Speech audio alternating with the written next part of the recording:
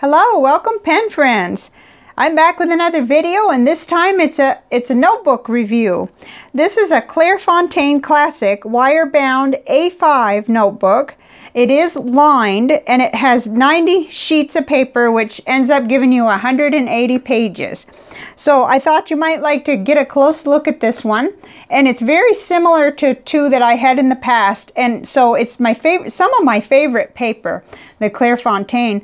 And this one actually has the 8mm line for the spacing. That's what the spacing width is, which is very close to what they call wide ruled, I believe, but it's a little confusing, so we'll just stick with the 8mm. That way we know what we're dealing with. So I think first we'll look at the notebook real close, and then I'll compare it. I'll show you how it compares to a couple other Clairefontaine notebooks. Two that I've got filled up and one that I had won in a contest and haven't used.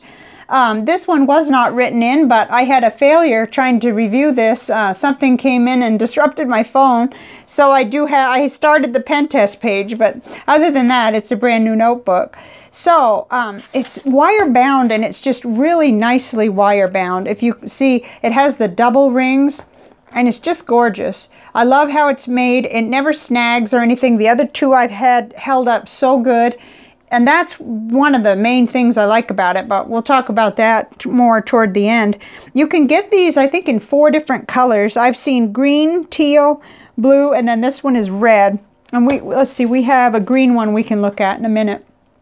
But it's really nice that this particular one does not have the red rule line. At least for me, that works. If you want the red rule line, you'll have to order the other one, which is...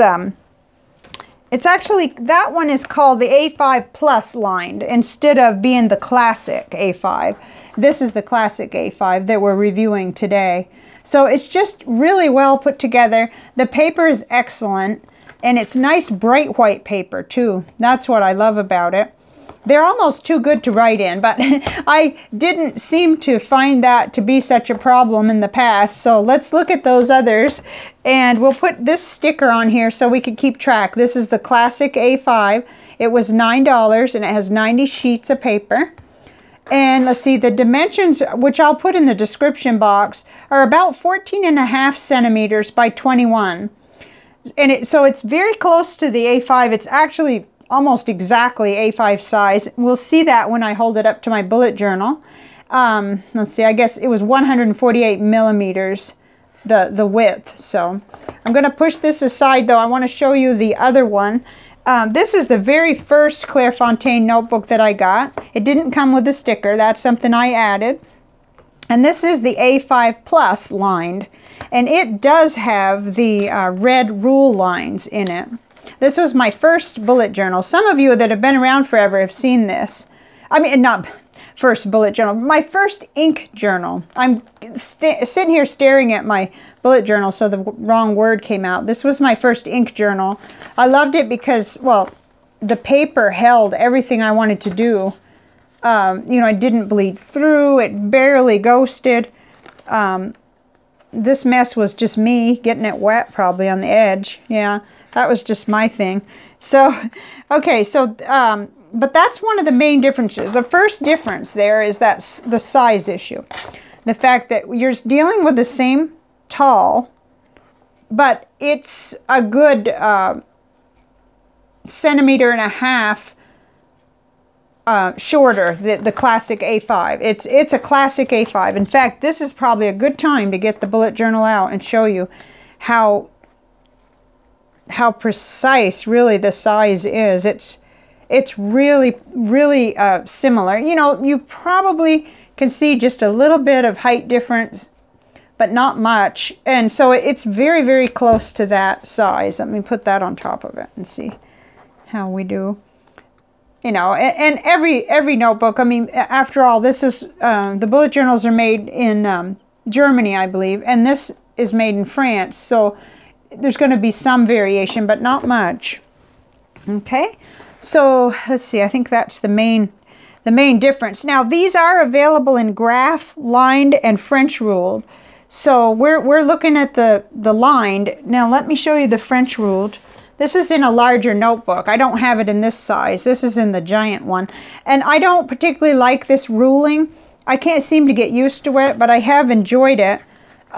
Anyway, because of the paper being so good, what I did, I started using it as a currently inked back when I was having 32 pens inked up. Oh my goodness. And then I moved right into doing color comparisons as part of ink reviews at different times. Every once in a while you'll get bleed back through from the other side, so I shouldn't be doing that heavy painting on unless I'm going to leave the back plain. So, you know, because that's going to happen. It's going to transfer, and it did that a little with the Noodler's Habanero. It transferred backwards some of the teal ink, but that's my fault for doing that. So, I mean, this paper's great. I just don't like the ruling. It's confusing to me, and I never write that small. I can do it within the 4 lines. Let me hold that up. I can do that. But anyway, that's just a minor thing, and I did find out what I like and don't like. So, okay, this is another Clairefontaine notebook. So I told you I was going to show you the green one, though. So I had ordered initially 2 of the A5 Plus lined for $6.50 each. They have 60 sheets in them. So you can kind of tell it's very compatible price-wise because you're getting more sheets in this one that costs $9. So, but you are getting a little wider width, and you're getting the rule lines. So I had these 2. So that's at least 2 colors. Let's see, what was the color on that other one? Oh, well, this is sort of like an orange. I don't even know that I mentioned that. So apparently there's another color. That's something else to consider. When I order these from Goulet Pens, you can request a color, but if you don't request a color, you get randomly whatever they send you. And I've never requested. I just let them send. I'm happy with all the colors. I like them all, so I'm not worried about it. Maybe now that I have 2 red ones, I might, if I order again, I might request a different color I haven't had yet. So this is a Clairefontaine that's a staple bound notebook. So that's going to be a lot different in terms of, I mean, with this one, you can open it right up, flip it over, write on both sides of the paper extremely easily. This might be a good candidate for using just one side to show you guys ink comparisons. If I wasn't going to mess with this side, well, then it wouldn't matter that it isn't quite as easy. So I won this in a giveaway. So let's see, or at the end of a contest, one of the 30 ink 30 days. So these are really pretty. They don't have the rule lines, so I like that. It's just a little bit more awkward with such thick paper. I wouldn't be comfortable folding it back over. But I wanted you to see, because this is an option, 90 grams, still 90 gram paper, or GSM paper. Very, very nice, bright white paper with that 8mm line ruling. Ruling, I think, is the word I'm looking for. So 48 sheets, 96 pages in this one. This is our notebook for today. Okay, so we've looked at some comparisons. There's one more, because CVS Caliber also has some sizes that are in the ballpark. This 9.5 by 6.5 is bigger, and this 5 by 7 is smaller. And the paper, you can't really compare it because the paper in here is thinner, and you do get quite a bit of ghosting, whereas with the Clairefontaine, I've used it for 3 years plus now, so I know you don't get much of that unless it's just a really, really interesting ink. Every now and then we run into one that's, you know, just terrible basically, but in this paper, the CVS paper, you can expect ghosting the way you get on Tomoe River paper. It's inexpensive, but when you get up into this size, you're creeping closer, like to the price of one of these, the A5 lined. Yeah, you're getting pretty close, because this is at least $5 that I remember, and this is $6.50 right now because I just checked it today. So as far as the paper, it's not ruled and there's no holes, so I like that. You know, you're not getting the good quality ring binder though. I mean, it's just a real floppy one. Not really great, but still, how many pages? Let's see, 100 perforated pages. Sheets. So that gives you quite a bit to write on. Pretty thick. And I did do a pen test in this one. We'll do one in our new one here in a minute. But I haven't found very many inks that go through this paper. They just do, they ghost. So, but this is another option. I always like to show, you know, comparables if I can, if I have things around. So back to our notebook of the day. The classic A5. Let's go ahead and resume our pen test. And I hope that what happened before, I hope I fixed that issue. It was some notification thing that I hadn't turned off, I guess, but it worries me, and I've got to do some work later to make sure I don't have some gremlin in my phone, because I sure don't need that. Okay, so this is the where I was at when I had to delete the other video. So it's we're going to do a pen test with what I've got inked up. This is the TWSBI Go with a broad nib, and in it I've got Diamine Ochre. O-C-H-R-E, I think. I've got everything in this little notebook. This is almost empty. I was just noticing that it's just got hardly any that, whoop, did you see that? It kind of rolled down, but that's all that's left. Just a little couple drops. I really have enjoyed this, but it's time probably for a new color, because yeah, I've had it in since the 4th of October. O-C-H-R-E. Okay, I spelled it right, but my writing's not very pretty. Okay, so we'll look at the back later, but let's go ahead and get some on here. And this is my Conklin Durograph. Recently resurrected because I couldn't get the nib off before. And I don't know why I'm forgetting. I've been writing with this almost every day, but I've got like 6 purples inked up all at once. Oh, yeah, this is the Waterman Tender Purple. It comes out dark at first. Waterman Tender Purple.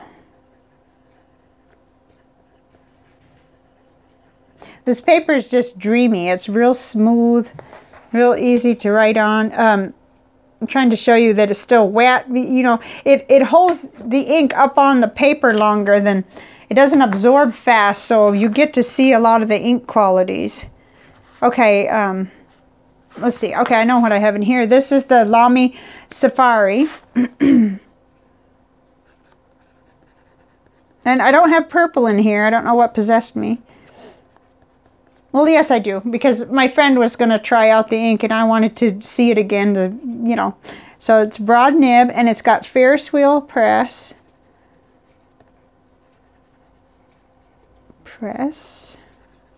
Tanzanite Sky. Very nice dark blue. The ink from Canada. Do a little bit of a quick. Okay, what else have we got here? Gee, I don't have anything all that drastically different.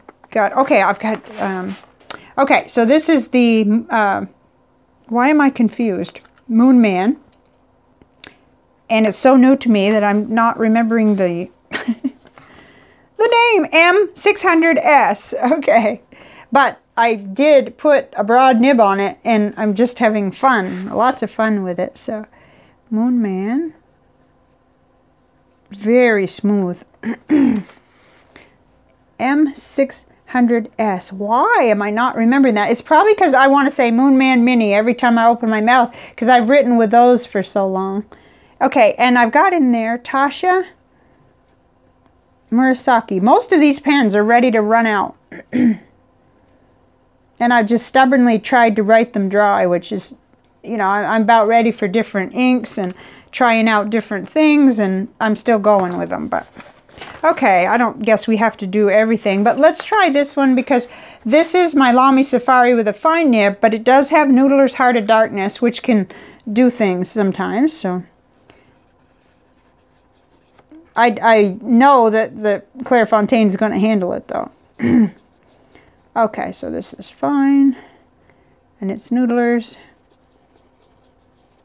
Heart of Darkness.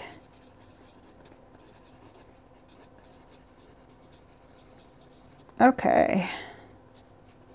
Well, I'm not being very consistent about what I'm doing. I'm just trying to give a good sample. And then I'm going to put a page here just to protect that other side while we flip it over and take a look. So it's white. You can see a little bit of show through, but some of those are broad and stub nibs and certainly doesn't bother me any. It's nice and white. You get a nice clean page on the back to work on. And I was trying, yeah, to keep the other page nice and clean too. So just really, really good paper. I like a nice white paper that's ink resistant enough to really show the inks. And right here, right now, I'm not going to paint on it, but you can. And you saw that with that larger French ruled one. You can do that, and not too many of the inks bleed through. So that's really cool. So let me see. I guess we ought to keep it here as we're talking about what I like and don't like. There certainly isn't much I don't like.